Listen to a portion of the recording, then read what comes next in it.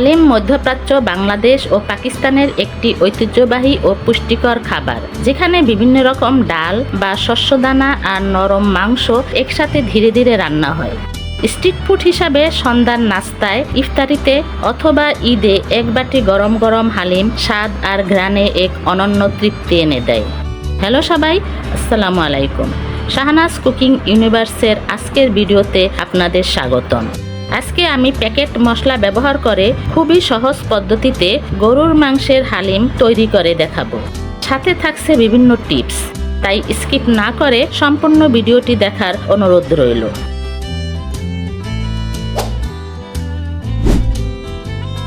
এই রেসিপির জন্য নিয়েছি 1 প্যাকেট হালিম মিক্স।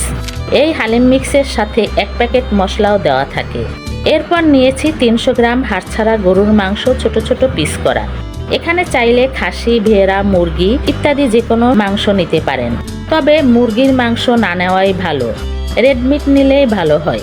এর সঙ্গে নিয়েছি আধা কাপ সয়াবিন তেল, আধা কাপ পেঁয়াজ কুচি, রসুন কুচি 5-6 কোয়া, কাঁচামরিচ 7-8টা, আদা বাটা 2 চা চামচ ও রসুন বাটা 1.5 চা চামচ, আর গার্নিশিংয়ের জন্য নিয়েছি ধনিয়া পাতা কুচি, আদা কুচি আর লেবু। আজকে রান্নায় আমি এক্সট্রা কোনো গুঁড়া মশলাই ব্যবহার করব না, সম্পূর্ণ রান্নাটাই প্যাকেটের মশলায় করব। তো প্রথমেই আমি 1 প্যাকেট হালিম মিক্স বা শস্যদানা একটা বাটিতে নিয়ে এতে 2 কাপ গরম পানি দিয়ে গুলিয়ে নিয়েছি।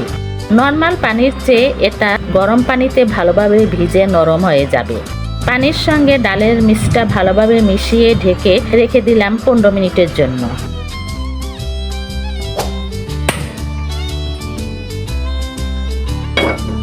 এবার পেঁয়াজগুলো বেরেস্তা করে নিচ্ছি। এখানে হালিম রান্নায় যতটুকু তেল লাগবে ততটুকু তেল একবারে দিয়ে দিয়েছি, এতে তেলের মধ্যে বেরেস্তার ঘ্রাণটা থাকবে। এবার তাতে পেঁয়াজ কুচি দিয়ে ভেজে নিয়েছি।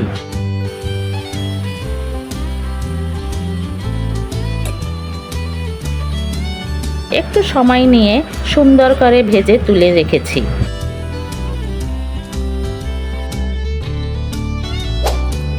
এবার ওই তেলেই রসুন কুচি আর কাঁচামরিচ দিয়ে কিছুক্ষণ ভেজে নিয়েছি। খেয়াল রাখতে হবে যেন রসুনটা পুড়ে না যায়।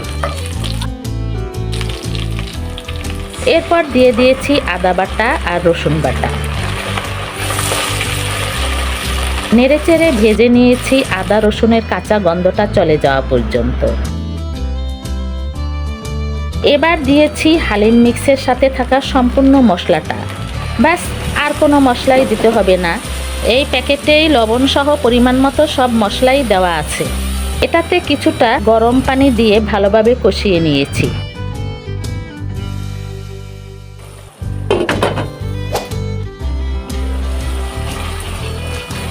তো তেল উপরে ভেসে উঠলে এতে দিয়েছি টুকরো করে রাখা গরুর মাংস। হালিমের মাংস এর থেকে বড় টুকরো করলে সিদ্ধ হতে দেরি হবে, আর খাওয়ায় সুবিধার জন্য বাইট সাইজ করাই ভালো, তবে আপনি চাইলে আর একটু বড় সাইজেরও কেটে নিতে পারেন।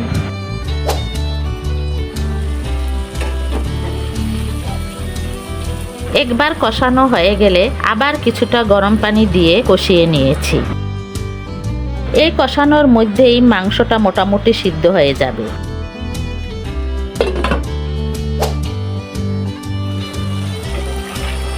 তো মাংসটা প্রায় সিদ্ধ হয়ে গেছে। এদিকে যে হালিম মিক্সটা ভিজিয়ে রেখেছিলাম সেটাও প্রায় নরম হয়ে গেছে। এবার এই সম্পূর্ণ মিশ্রণটাই মাংসের সাথে দিয়ে মিশিয়ে নিয়ে রান্না করে নিয়েছি পানিটা শুকিয়ে যাওয়া পর্যন্ত। এবার আর ঢেকে দিচ্ছি না, তবে চুলার আঁচটা মিডিয়ামে রেখে অনবরত নাড়তে হবে, কারণ ডাল নিচ থেকে লেগে যাওয়ার সম্ভাবনা থাকে। তো পানিটা মোটামুটি শুকিয়ে এরকম ঘনত্ব আসলে এতে 3 কাপ গরম পানি দিয়ে মিশিয়ে ঢেকে দিলাম।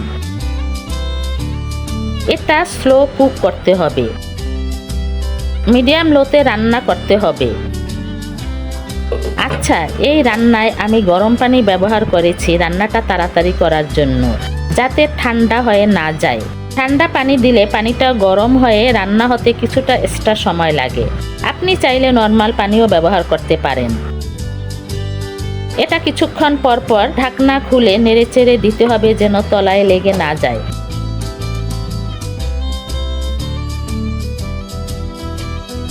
পছন্দ মতো ঘনত্বে আসলে নামিয়ে পরিবেশন করে নিয়েছি। আচ্ছা, হালিম পরিবেশনে কিন্তু একটা আর্ট আছে। এই পরিবেশন শুধু দেখতে সুন্দর লাগার জন্যই না, বরং স্বাদ বৃদ্ধিতেও ভূমিকা রাখে। তো এখানে গার্নিশিং এর জন্য যা যা লাগবে সব নিয়ে নিয়েছি। এবার রান্না করা হালিমের ওপর ছড়িয়ে দিলাম পেঁয়াজ বেরেস্তা, আদা কুচি আর ধনিয়া পাতা কুচি।